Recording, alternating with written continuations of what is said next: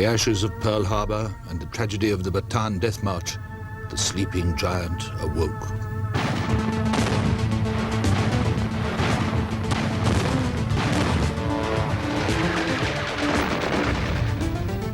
By the end of 1942, America reversed the war's momentum with smashing victories at Midway, Guadalcanal, and Papua. Like all people losing a battle, there are those who think they can still win it. And the point is, they were fighting for what they thought was their existence. America's Pacific strategy involved capturing a string of islands which would position them close enough to stage a final assault on the Japanese homeland. Everyone knew the Japanese would present staunch resistance. Few realized what it would take to win the war in the Pacific.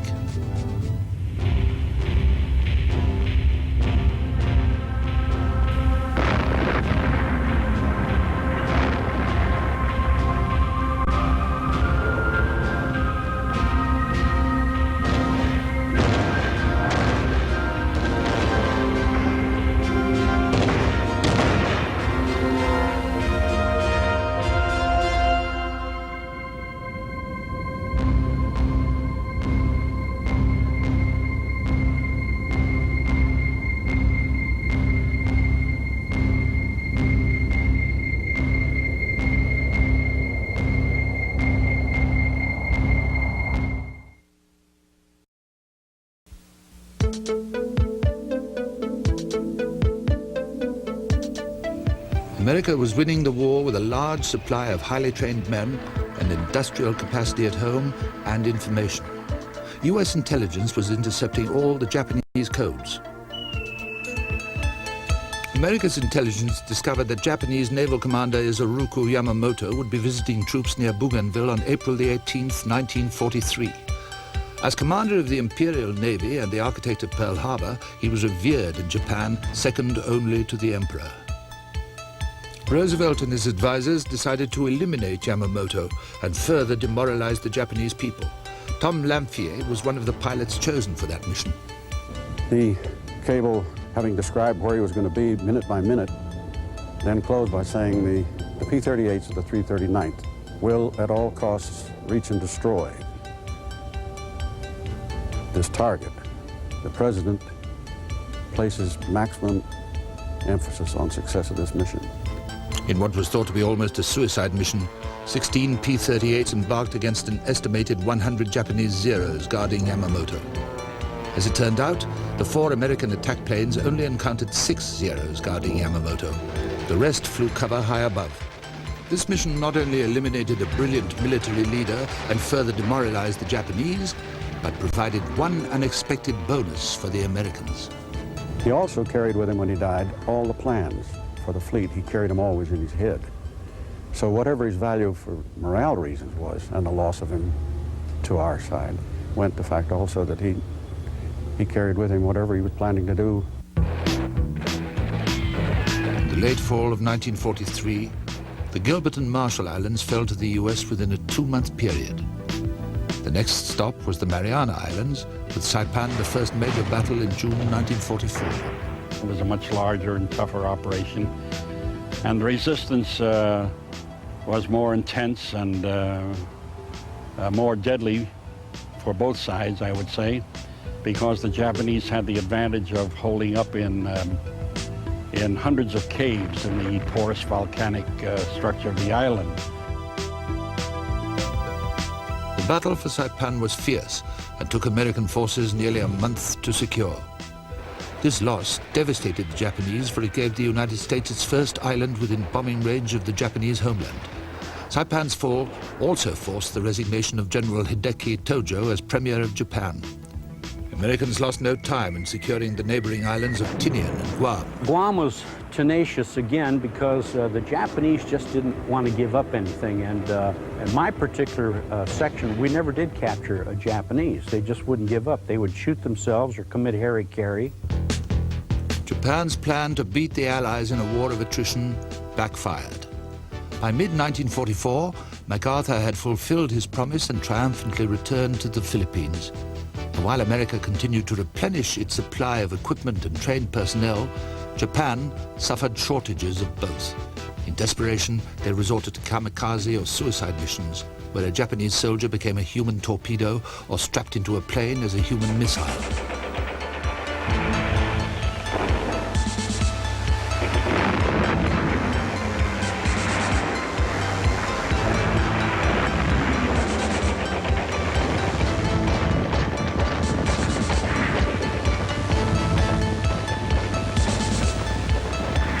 Defending Leyte in the Philippines was critical in maintaining their supply of oil from the East Indies.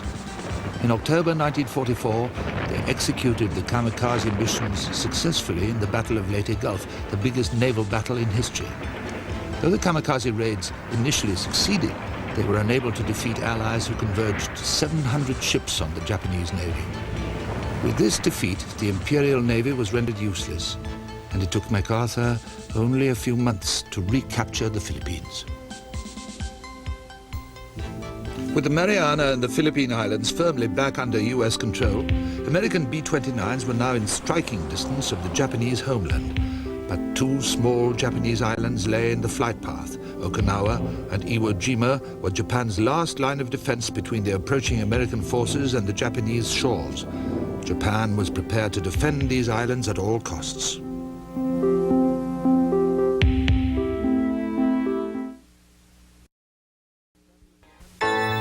The Battle of Leyte Gulf crippled the Japanese naval fleet. Only their air force remained to defend the homeland. American leaders decided to capture the Japanese islands of Iwo Jima and Okinawa. This would eliminate Japanese air interference, menacing America's heavily armed B-29s flying the long 1,300-mile bombing runs from the Marianas to Japan. With Iwo Jima in American hands, this island could also be used for emergency landings and home base for smaller fighter escort planes accompanying the B-29s over Japan. Beginning in January 1945, America's Navy began shelling Iwo Jima to soften the island for a marine landing. After nearly a month of the heaviest US bombardment in the Pacific War, 30,000 Marines landed on February the 19th. I never saw so many Marines and so many sailors and some Army personnel on those beaches, and we were helpless. We were pinned down. We were pinned down on the beach because Mount Suribachi, that's where they planted that flag, you know, the Marines. That was a lookout, and they would tell the Japanese artillery where to shoot. Well, they shot, any place they shot on a beach, they'd kill Marines. On the first day alone, 2,500 Marines were wounded or killed by the Japanese, who had constructed an elaborate series of subterranean defenses and gun emplacements on Iwo.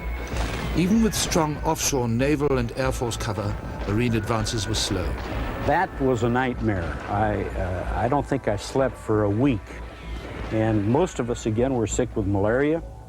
And we had to take the island, but we had so many men, and the Japanese were just in total control of the island until we finally were able to sacrifice a lot of lives to go in there and take it over. 4 days and 7,000 lives later, the Americans scaled Mount Suribachi and planted the American flag, which would later become one of America's symbols of victory in World War II.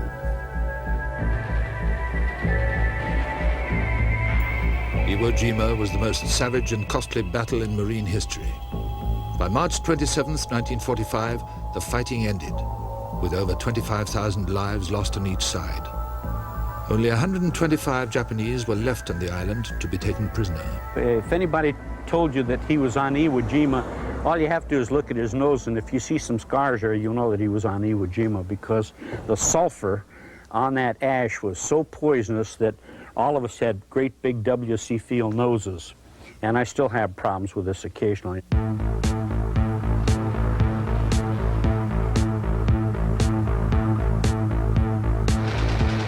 During the Battle of Iwo Jima, plans were prepared for the invasion of Okinawa. As on Iwo, the Japanese built subterranean fortifications on Okinawa. On April 1st, 1945, Allied forces landed, encountering little resistance, but kamikaze pilots attacked ships off the coast, sinking 12 and damaging others.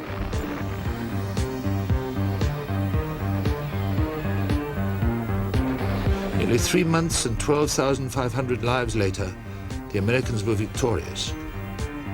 This final battle in the Pacific War cost the Japanese over 100,000 men.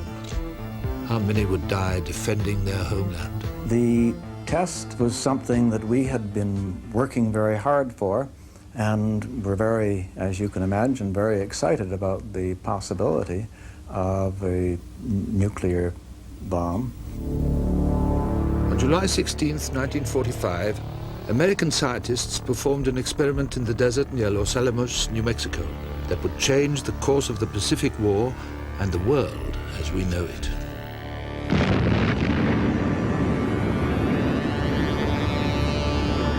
When we saw it go off, I was 25 miles away. I was an observer. And I must say that it is the most awesome thing that I have ever seen, and it's not something that I will ever forget. After that, people began to be much more concerned about the use of the bomb. With the islands of Guam, Saipan and Tinian secured, airfields were carved out of a jungle by Army engineers. These B-29 landing strips were the culmination of all the Pacific Island battles over the past 2 years. They served as the base of operations for bombing raids on Japan, which Allied leaders hoped would force the Japanese to surrender.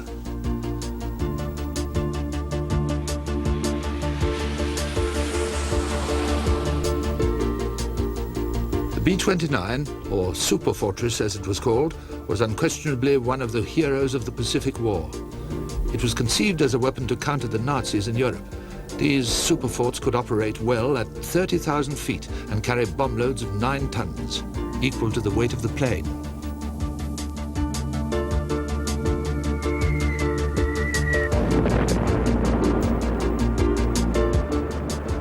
Late in 1944, Air Force B-29s under the command of Major General Curtis LeMay started bombing the Japanese homeland.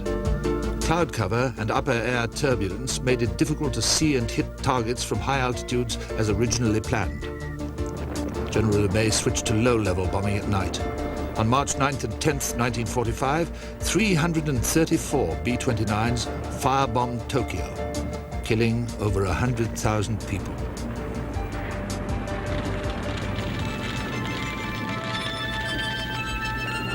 During the course of the war, these superforts dropped 169,000 tons of bombs, killing over 1 million Japanese, while leveling 119 cities. The American Air Force lost 297 crews, or 3,200 men.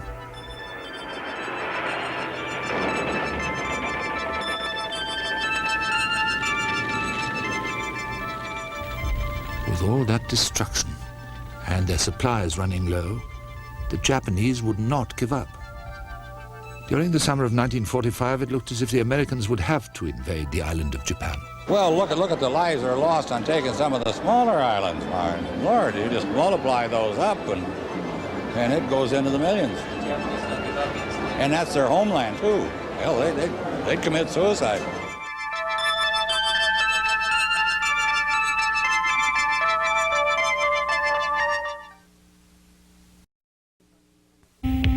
In November 1944, Americans elected Franklin D. Roosevelt to an unprecedented 4th term as president. The United States had gained control of the war in the Pacific, but everyone feared the price America might pay to finally convince the Japanese to surrender.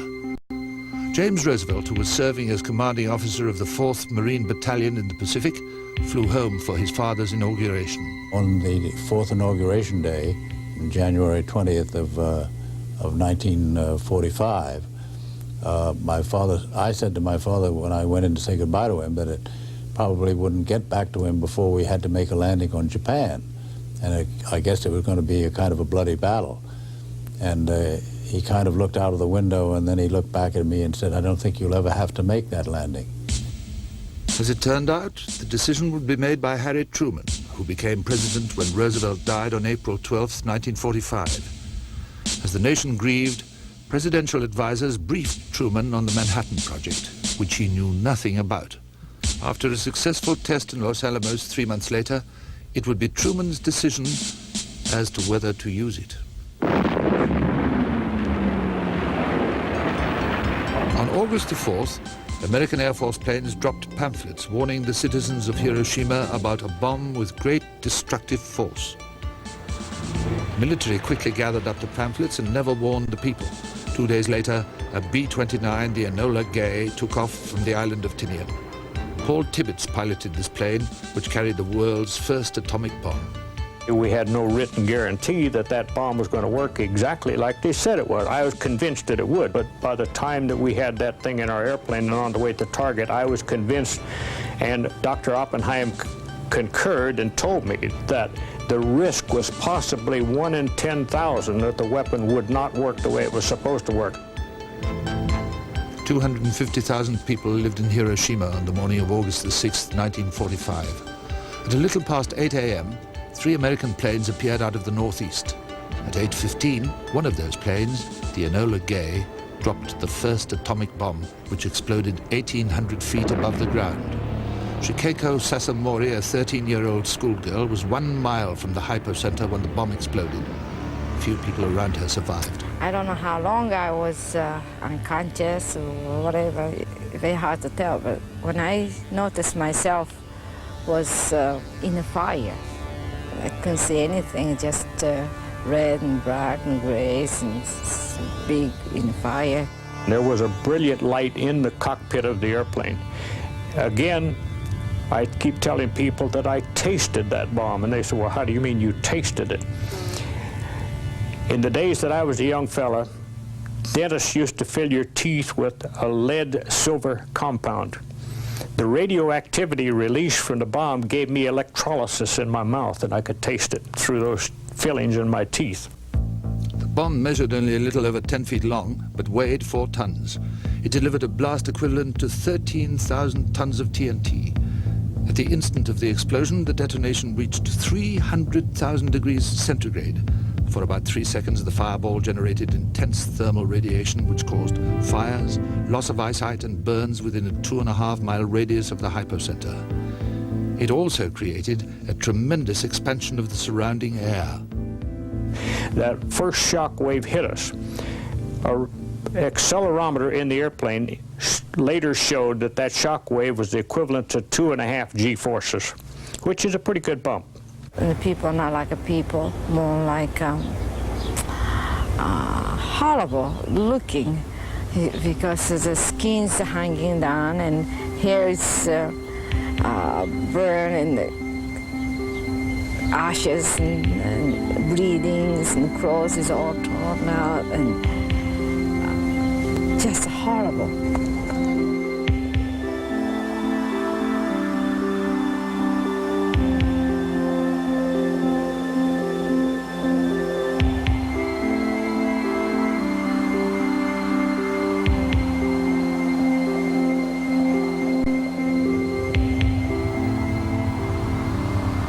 Three days after the atomic bomb on Hiroshima, Japan failed to surrender. On August 9th, America dropped a second atomic bomb in the city of Nagasaki, killing 80,000 people. Pappy Boyington, credited with 28 planes shot down, was one of America's top fighter aces in the Pacific. He spent the last 20 months of the war in a Japanese prison camp. We actually saved millions of lives. I don't care what the atomic bombs did. It was only a fraction. You know, it's a pretty horrible death to get hit with machine gun bullets and napalm and everything else, as well as high explosive. But you save countless millions of Japanese and American lives by ending that thing in a hurry. The Industrial Promotion Hall in Hiroshima remains as the most graphic example of the bomb's destructive force. Within 3 days, 2 atomic bombs cost the Japanese nearly 250,000 lives, but still the military leaders refused to surrender. They had been trained that to die for the country and the emperor was an honor. They were determined to fight to the bitter end.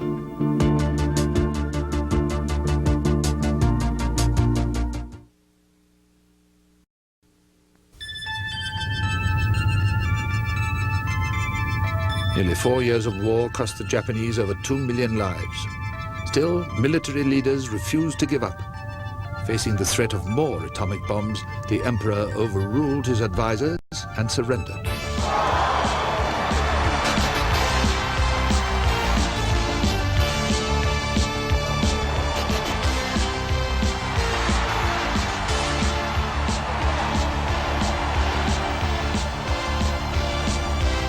On September 2nd, formal surrender ceremonies commenced on the battleship Missouri in Tokyo Bay. It is my earnest hope, and indeed the hope of all mankind, that from this solemn occasion a better world shall emerge out of the blood and carnage of the past. The United States and her allies won this war, but ironically the Japanese people benefited as well. For the first time in centuries, they were free of military rule and able to enjoy the freedom that America had fought so valiantly to preserve.